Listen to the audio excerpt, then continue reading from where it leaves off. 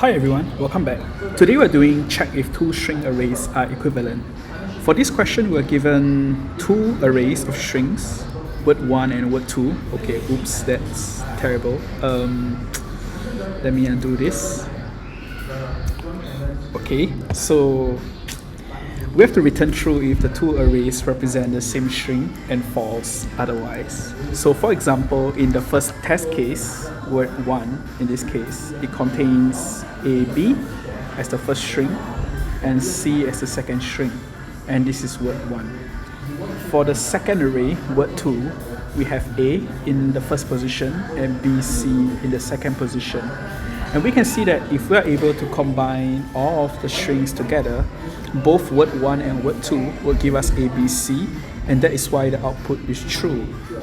In the second example over here, let's remove the old workings. In this case, for example 2, word1 contains A in the first position and CB in the second position. This is word1. For word2, we get AB and C as W2. So if we combine all the strings together in word1, we get ACB, and word2 is ABC. In this case, these two are not equivalent to each other, so we return false. And that's pretty much it. For this approach, one way to solve this is just to iterate through each of these words and add it into and concatenate it into a final string. And at the end, we will compare whether if these two strings are equal to each other. So that's pretty much it. There are some little quirks depending on which language you use. If you use C++, strings are mutable, so it is safe for you to append strings to strings very efficiently. But if you're using a language such as Java and Python, unfortunately the strings in this case are immutable. So what this means is when you are trying to add C to a string like this, what you're really doing is you are copying each of these characters in the original string before adding C to the back. So as you can imagine, it can be very expensive. So for example, if you have A and you add B to it, then you would need one operation to put A there. Let's say you add B to this, one operation to just copy the original A, and another operation to put B here. Now if you add a third character, C in this case, just to be sure, the first operation already takes two operations. If you add C to this, then you're going to take two operations just to copy AB, that's two already, and one final operation to add another variable there. If you add another D to this, then you will need another three operations to put ABC into your copy and put D at the back. And that's going to be four operations. And as you can imagine, you can see that the computations follow something like a square, where as you increase the number of characters represented by n here, your number of computations will scale quadratically. To be specific, n squared divided by 2. But if you remove the coefficients, this is really n squared if you are not careful. So if you are trying to do this in Python and Java, it's best for you to append the characters that you want to join into a single array before you do one final copy across all these arrays. So that's pretty much it. And with that, let's move on to the implementation in multiple languages. Now that we have the approach down, let's try to implement this in Java together. So the approach would be to define two string buffers, string builders. Actually, it doesn't really matter in this case, but we'll be using a string builder to add every single string into this string builder over here. So one common question that might come to mind is there a difference if we use a string buffer versus a string builder? In this case, it's better to use a string builder because string builders are more optimized for single-threaded applications. In this case, this is a technical interview question, so string builders are more efficient. And the reason why string builders are more efficient is because string buffers are pretty much the same as string builders, just that string buffers have additional thread safety to them. But thread safety mechanisms also mean slight improvements in performance, so it's better for us to use string builders in this case since we're using a single-threaded application anyway. So let's define a string builder over here. I'm going to call this SB1. Okay. And we're going to do the same for the string builder for SB2.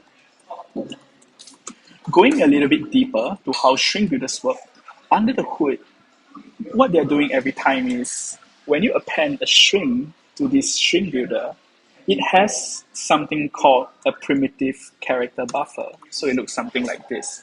And for each of these words that you pass to them, they are really getting char for every single character in the string. And they're adding it into this character buffer over here. In other words, the time complexity of adding every single word in word 1 into this string builder over here is going to be linear with respect to the number of total characters inside this string array over here. But that's pretty much for letting you know how string builders work under the hood. So let's proceed with iterating through every string in word 1 and add them into the string builder and do the same for word 2 as well. So string word 1, and we will do SB1 append word. And we will do the same for all words in word 2 as well. So SB2.append word. At the very end, we can get a final string. Let's call this word 1 string. And this would be a combination of all characters that exist in every appended word. So to do that, we just do SB1.toString. And this would pass every single character inside its underlying character buffer into a new string copy. We will do the same for word 2 strings as well, SB2.toString. And the final result would just be word 1 string dot equals word 2 string. So to recap, in this case, these two are string objects. So you can't use the equality operator equal to compare these two strings. This would be false regardless of whether if these two strings have the same value. That's because equality operators compare two objects by memory reference. In this case, we use dot equals here so that we can compare them by value instead. Let's run this.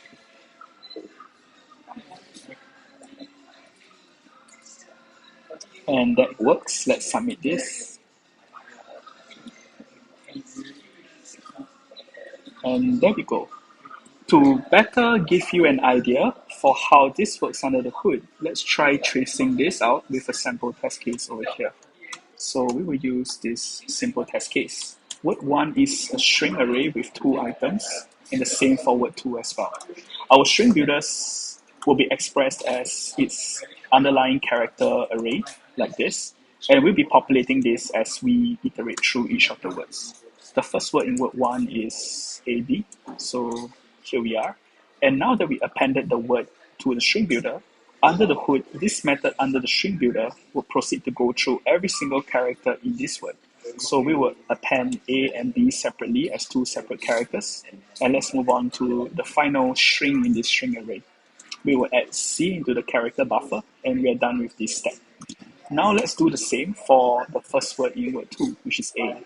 Let's put A into the character buffer. And let's go through B, C, and we will do the same for all characters in BC as well. Now, by calling toString on string1 buffer, we'll be passing this character array into the string constructor. That's how it works under the hood, and you'll get ABC.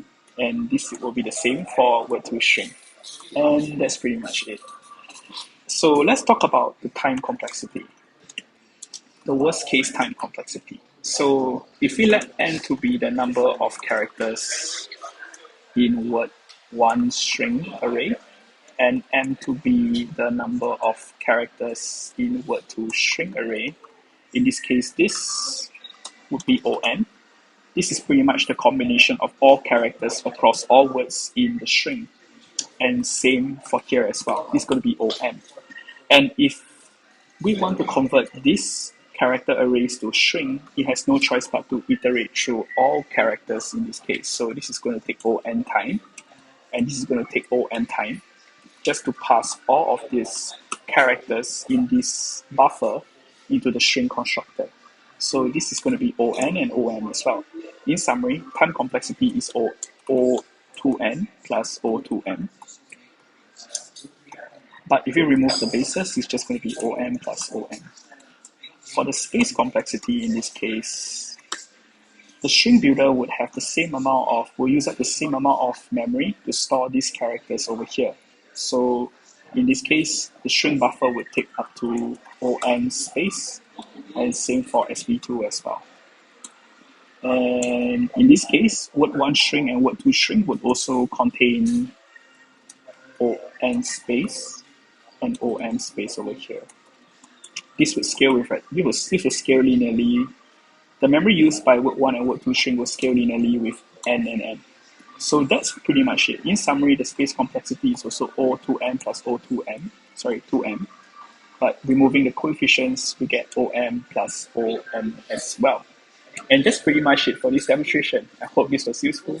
If you find this useful, please give us a like and subscribe, and we'll see you in the next video.